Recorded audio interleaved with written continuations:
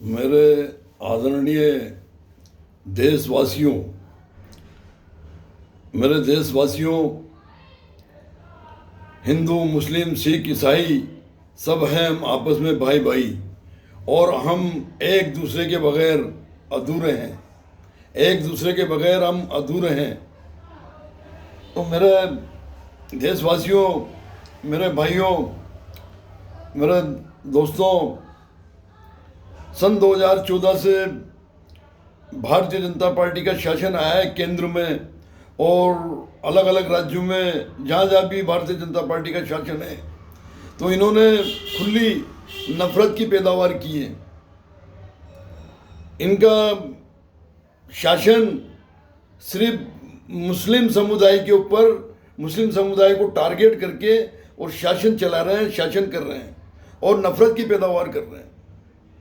जब कभी भी मुस्लिम समुदाय का कोई त्यौहार आता है तो इनकी नफरती और गंदी राजनीति शुरू हो जाती है और मुसलमानों को टारगेट करना शुरू कर देते हैं। अब अभी बकरीद आ रही है 28 मई को, तो उससे पहले से ही मुसलमानों को टारगेट किया जा रहा है। कुर्बानी पर बार बार टिप्पणियाँ की जा रही है और गलत तरीके से, जबकि गाय की कुर्बानी मुसलमान करता ही नहीं है। और अगर करता है तो अगर आप बताइए, वो वीडियोग्राफरी बताइए या किसी को पकड़कर दिखाइए।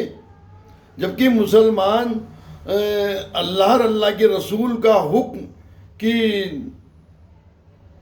पैरवी करते हैं, उनका हुक्म मानते हैं, क्योंकि हमारे अल्लाह के रसूल ने, हमारे आका हुजूर सल्लल्लाहु अलैहि वसल्लम हज़रत मोहम्मद मुस्तफ़ा ने मना फरमाया है गाय के लिए कि जो दूध देने वाला जानवर होता है, जो जिसने बच्चा दे दिया है, जिसने बच्चा दे दिया वो दूध देता है।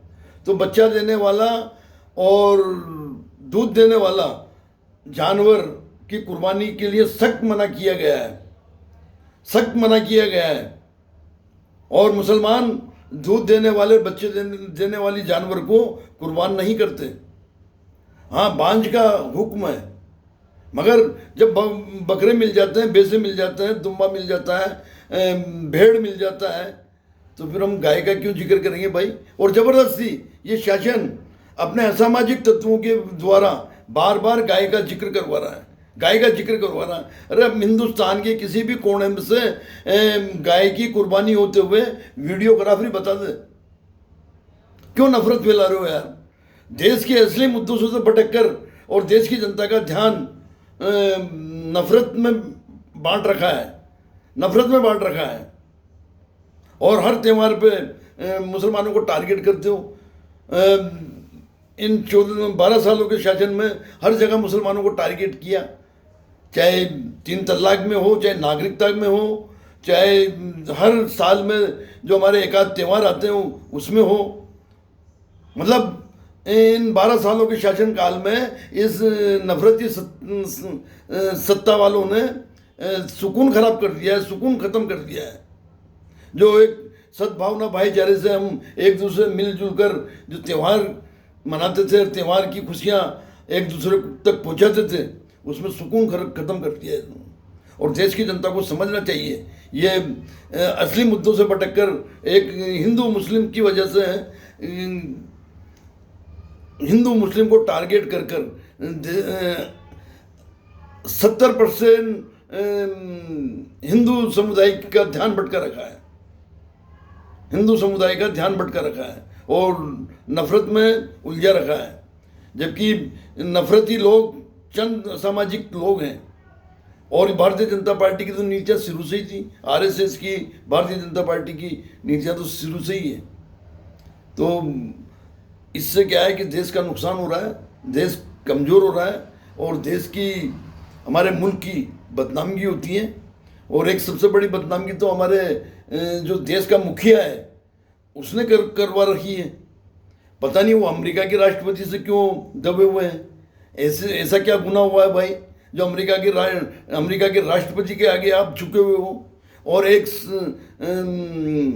दुबई का, जाने सऊदी अरब का कहाँ का जो शेख है, उसके जूते साफ कर रहे हो, उसके जूते साफ कर रहे हो।